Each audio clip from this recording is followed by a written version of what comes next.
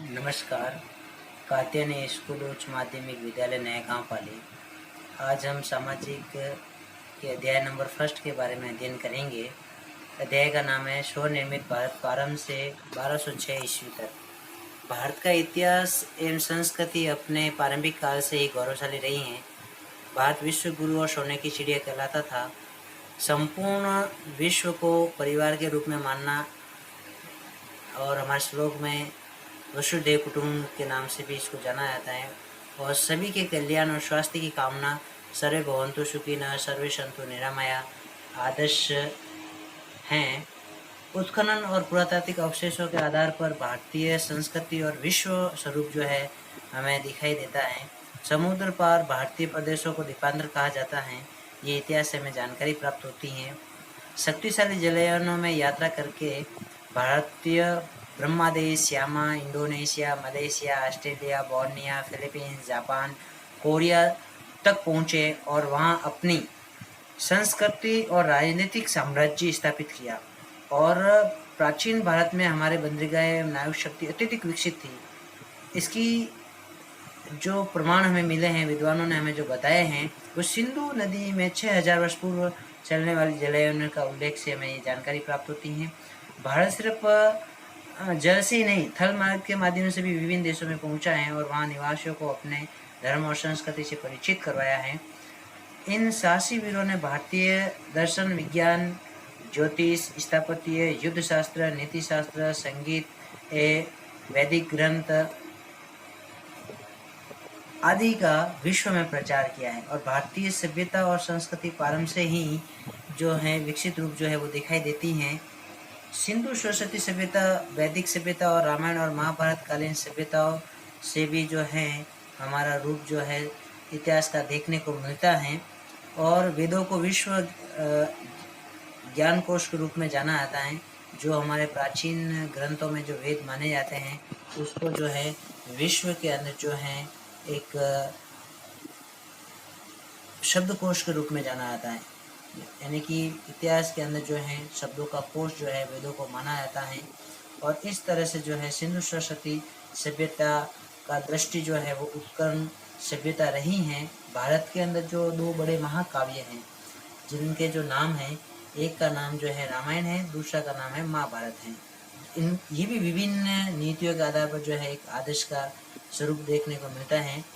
हमारा महाजनपद काल और गणतात्मक और संवैधानिक रूप जो आदर्श रहा है, हमारे ये जो शासन प्रणाली जो प्राचीन समय में थी, वो दो रूप में देखने को मिलती थी। एक गणतंत्रात्मक देखने को मिलती थी, तो दूसरा संवैधानिक व्यवस्था के रूप में, जो दोनों ही आदर्श थी। दोनों जो आदर्श थी। इतिहास को जानने के अनेक रूप होते हैं। हमारे उत्तर वैदिक काल में हमें विभिन्न जनपदों का अस्तित्व दिखाई देता है। इस काल तक पूर्वी उत्तर प्रदेश और पश्चिमी बिहार लोहे व्यापक के रूप में जो है उपयोग किया जाता है। यानी कि उत्तर वैदिक काल के समय जो है हमारे यहाँ जो जनपद दिखने को जो मिल रहे थे, जो आज उत्तरी यानी पूर्वी जो उत्तर प्रदेश हैं या पश्चिमी जो बिहार हैं, वो लोहा का एक व्यापक रूप जो है वो देखने को मिलता था।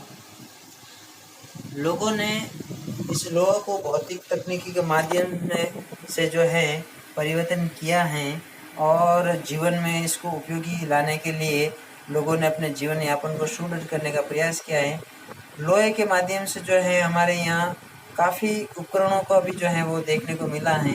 इसके अलावा हमारे यहाँ कृषि, उद्योग, व्यापार, वाणिज्य आदि के विकास से प्राचीन जनजातीय व्यवस्थाएं जर्जर जो है थी, उसको बना दिया और छोटे छोटे जनों को बड़े महाजनपदों के अंदर जो विकसित किया। यानी कि हमारे यहाँ महाजनपद का जो मतलब होता है छोटे जनों से मिलकर बड़ा रूप लेना। यानी जनपद का मतलब होता है मनुष्य का निवासी स्थान। मनुष्य जहाँ रहता है उसको जनपद कहते हैं, और उसी जनपद का जब बड़ा रूप होता है उसको महाजनपद के नाम से जाना जाता है। और ये शासन की एक पहले रूप थी। ईसा पूर्व 6वीं शताब्दी तक आते आते जनपद महाजनपद के रूप में जो है वो विकसित हुए। यानी कि इससे 6वीं ईसा पूर्व से जो हमारी जो शासन प्रणाली थी वो जनपदों में थे, लेकिन 6वीं ईसा पूर्व की शताब्दी तक आते आते जो है हमारे यहाँ जो महाजनपद के रूप विकसित हुए हैं। और 6वीं शताब्दी ईसा पूर्व से प्रारंभ में उत्तर भारत के अंदर जो है कम से कम जो है सार्वभौमिक सत्ता का जो रूप जो है वो हमें देखने को मिला है। जो वो अभाव था, लेकिन महाजनपद का जो रूप जरूर देखने को मिला है। संपूर्ण भारत अनेक स्वतंत्र राज्यों में विभक्त था। प्राचीन समय में जो है, आज जिस तरह से अपन भारत का जो बड़ा रूप देखते हैं, वो प्राचीन समय में अनेक स्वतंत्र राज्यों में विभक्त था। जो आज अलग अलग राज्यों के नाम से एक बड़ा संघ के रूप में हमारा भारत देखने को मिलता है। ये राज्य उत्तर वैदिक राज्यों की अपेक्षा अधिक विस्तृत और शक्तिशाली हैं। अब हम इन्हीं जो जनपद से जो महाजनपद बने हैं, उनके काल के बारे में पढ़ेंगे, और उनका जो काल हमारे देश के अंदर जो रहा है, महाजनपद का काल 600 से 300 ईस्वी पूर्व, 600 से 300 ईस्वी पूर्व पर जो है हमारा जो भारत के अंदर जो इतिहास का जो रूप रहा है, वो शासन प्रणाली जो रही है, वो महाजनपद का काल कहलाता है। 6वीं शताब्दी से पूर्व भारत उत्तर भारत के अंदर अनेक विकसित और शक्तिशाली स्वतंत्र राज्यों की स्थापना हुई है, जिन्हें महाजनपदों की संज्ञा दी गई है। बौद्ध का एक बहुत बड़ा जो ग्रंथ है, बौद्ध को जानने के लिए जो बौद्ध ग्रंथ है, उसका जो नाम है अंगुत्तर निकाय। अंगुत्तर निकाय के अनुसार जो है हमारे भारत के अंदर जो है कुल 16 महाजनपद थे। हमारे भारत के अंदर जो है कुल 16 महाजनपद थे, और हम आगे देखते हैं कि हमारा महाजनपद कौन कौन से थे। उनकी राजधानियां भी आपके सामने प्रदर्शित की जा रही हैं। पहले जो रूप वो हमें देखने को मिल रहा है वो काशी है, उसकी राजधानी वाराणसी थी। कुरु है, जो उनकी राजधानी इंद्रप्रस्थ थी। अंग शंपा राजधानी थी। मगध राजगृह और गिरिराज उसकी राजधानी थी, और व्रज विदय या मिथिला इसकी राजधानी थी। मल कुशी या काशी नगरा इसकी राजधानी थी। चैंदी शक्तिमती यानी स्वतित्व थी। वसी कौशलवी कौशल अयोध्या। बुद्ध काल में इसको 2 भाग यानी उत्तरी भाग की राजधानी साकेत थी और दक्षिणी भाग की राजधानी श्रीवास्तव थी। पांचाल उत्तरी पांचाल की राजधानी भी इनको अलग अलग रूप में देखने को मिलती है। अहिस्तृत थी। दक्षिणी पांचाल की राजधानी जो है कापिल्य थी। और मत्स्य जो जनपद जो हमारा राजस्थान से जो रिलेटेड है, तो विराट नगर है। तो ये जो मत्स्य जनपद कई बार एग्जाम में पूछा जाता है कि हमारे प्राचीन काल के अंदर जो है भारत राजस्थान में कौन सा महाजनपद जो है उल्लेखित होता है, वो जो है मत्स्य है। ये कई बार एग्जाम्स के अंदर भी पूछा जाता है। साथ साथ में मैप जो होता है, मानचित्र होता है, उसके अंदर भी मत्स्य या विराट नगर अंकित करने का प्रयास किया जाता है, जो आज वर्तमान के जो भारत के अलवर है, धौलपुर है, करौली है, इन क्षेत्रों का अंदर ये एरिया है। उसके बाद में सुरसेन जो मथुरा है या मैथुरा कह सकते हो, या फिर उसको सुरसेना ही है। अस्मक पोतन या पोतली है। अश्विंत उत्तरी अवंती की राजधानी जो उज्जैनी है। दक्षिणी अवंती जो राजधानी महासिद्धि है। गंधार यानी तक्षशिला जो शिक्षा का केंद्र माना जाता है प्राचीन समय काल का।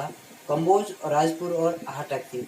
इस प्रकार से अगर हम देखते हैं तो हमारे भारत के अंदर जो प्राचीन समय से जो है 16 महाजनपद है और उसकी राजधानी आपके सामने प्रदर्शित हैं। कई बार इनको एग्जाम में पूछा जाता है कि भारत के अंदर कितने महाजनपद काल में शासन चलता था प्राचीन समय में, तो हम कह सकते हैं कि 16 महाजनपदों के अंदर शासन चलता था, और ये जनपदों से महाजनपदों का जो इन्होंने रूप ग्रहण किया है।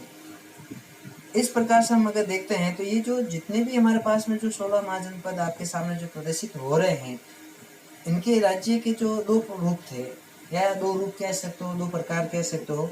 एक आप कह सकते हो राजतंत्रात्मक, दूसरा कह सकते हो गणतंत्रात्मक।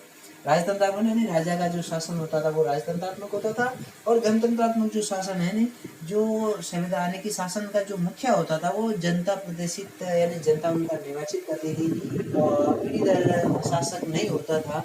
तो इस प्रकार से शासन। इसके अलावा हमारे यहाँ शक्तिशाली जो महाजनपद थे उसमें कुछ नाम आपके सामने है। कम से कम 4 महाजनपद जो है, या 4 महाजनपद जो है सबसे शक्तिशाली माने जाते थे।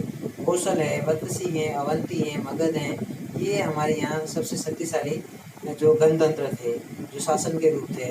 तो 6वीं शताब्दी ईस्वी पूर्व में अनेक गणतंत्रों का अस्तित्व आया है, जिसमें से ये प्रमुख थे कपिल वस्तु के साक्ष्य हैं, सुकुमारगिरी के भाग हैं, अल्पश के बुली हैं, केशपुत्र के काला साम्राज्य कोली हैं, और तशिला के मल हैं, पावा के मल हैं, और पिलीवेनिन के मौर्य हैं, और कौशल्य के लक्ष्मी और मिथिला, ये इनके स्थितियाँ हैं।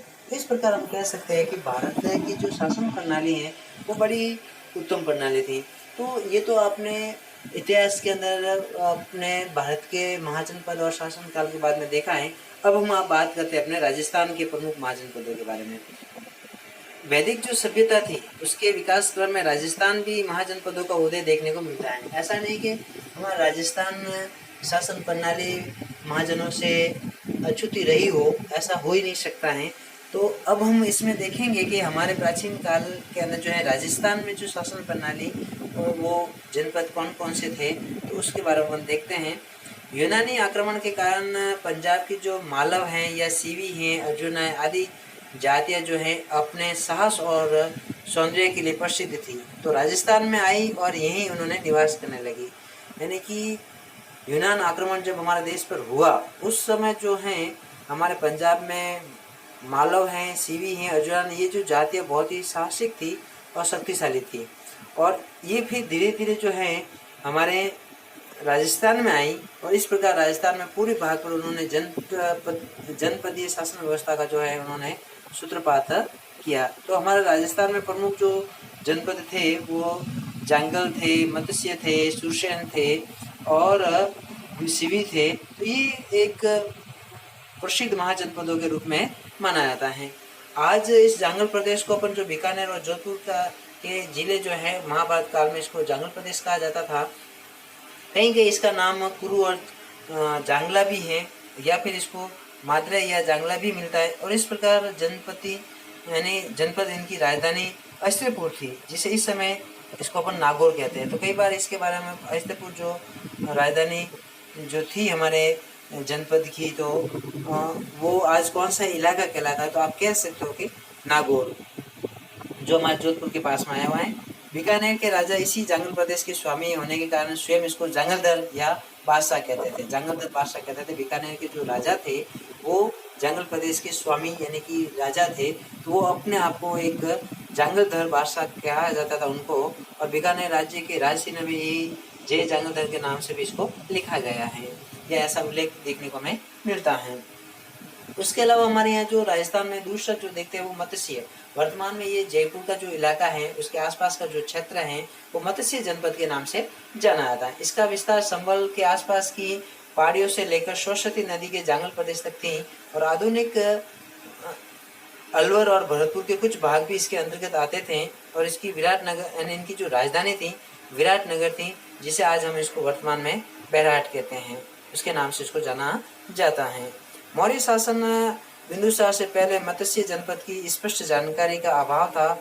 महाभारत काल में कहा गया है कि साहज नामक जो है एक राजा था, जिन्होंने शहरी तथा मत्स्य दोनों राज्यों पर शासन किया था, और उन्होंने प्रारंभ से शहरी राज्य का और कालांतर में ये विशाल मगध राज्य का अंग माना गया, यानी अंग बन गया था। उसके अलावा राजस्थान का तीसरा जो है वो जनपद था वो सुरसेन था, जो आधुनिक ब्रज क्षेत्र है जो महाजनपद में स्थित है। इसकी राजधानी मथुरा थी। प्राचीन यूनानी लेखक इस राज्य को सुरसेनी अथवा राजधानी को मथुरा कहते थे। और भारत के अनुसार यहाँ युदु यानी कि यहाँ के जो लोग थे यादव थे, जो इसको युदु वंश के नाम शासन के नाम से उसको जाना जाता था। और ये इलाका हमारा राजस्थान के अंदर भरतपुर आता था, धौलपुर आता था और करौली आता था। भरतपुर, धौलपुर और करौली आता था, उसके जनपद के रूप में इसको देखा जाता था। इसके अलावा अलवर जिले का पूरी भाग भी इसी सुरसेन के अंतर्गत आता था। और वासुदेव की जो पुत्र श्री कृष्ण इस जनपद में आए थे। और शिवी जो जनपदी थी वो भी इसी रूप में इसको देखने को मिलता है। और अगला जो शिवी हम देखेंगे जिसको शिवपुर थी, राजा सुरसेनी ने उसे अन्य जातियों के अंदर जो है वो उसमें 10 यानी कि इसमें सुरसेनी में अन्य जाति के साथ 10 राजाओं के युद्ध को इसमें पराजित किया था। प्राचीन शिवपुर की पहचान वर्तमान पाकिस्तान के कोटकोट नामक स्थान से की जाती है। और कालांतर में दक्षिणी पंजाब को ये सीवी जाति राजस्थान के मेवाड़ क्षेत्र के अंदर निवास करने लगी। और चित्तौड़ के आसपास स्थित नगरी इस जनपद की राजधानी थी। और मेवाड़ के अनेक स्थानों से सीवियों ने सिक्के भी प्राप्त हुए हैं। और मंदसौर के पास 5 गांव प्राप्त हुए, जिन्हें सीवी जनपद का प्रचार पश्चिम से लेकर दक्षिण पूर्व तक ज्ञात होता है। और इस प्रकार से हम कह सकते हैं कि हमारे राजस्थान के अंदर भी जो है वो प्राचीन समय में जनपद के रूप में शासन प्रणाली चलती थी। गणतंत्रात्मक शासन प्रणाली के बावजूद इन शिवियों की राज सत्ता इसके रूप में देखने को मिलती हैं। और परिवारों के हाथों में, और इस प्रकार से जो जनप्रतिनिधि संस्थागार सभा के प्रमुख रूप में इसकी व्यवस्थाएं होती थी और संस्थागार के सदस्य विषयों पर विचार विमर्श करते थे और उसी विचार विमर्श अनुविरोधियों इसको कहा जाता था और विवादग्रस्त होने पर उसको अंदर मतदान कराया जाता था, जिसको अंदर बहुरंगी सलाहकार भी काम करती थी। और इस तरह से प्राचीन समय में जो है हमारे शासन प्रणाली चलती थी। इसके अलावा हमारे यहाँ कौन कौन से जो वंश हुए वो हम अगले चैप्टर के अंदर जो है विस्तार से अध्ययन करेंगे। तो इस प्रकार से हम आगे के अध्ययन जो है